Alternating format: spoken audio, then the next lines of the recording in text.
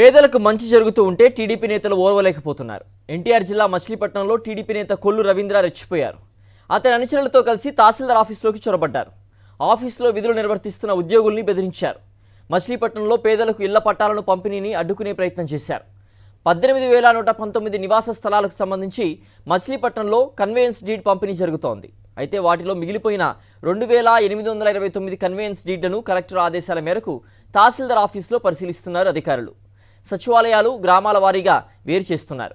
ఈ క్రమంలో 30 మంది అనుచరులతో వచ్చి తహసీల్దార్ ఆఫీసులో సిబ్బందిని భయభ్రాంతులకు గురిచేశారు కొల్లు రవీంద్ర.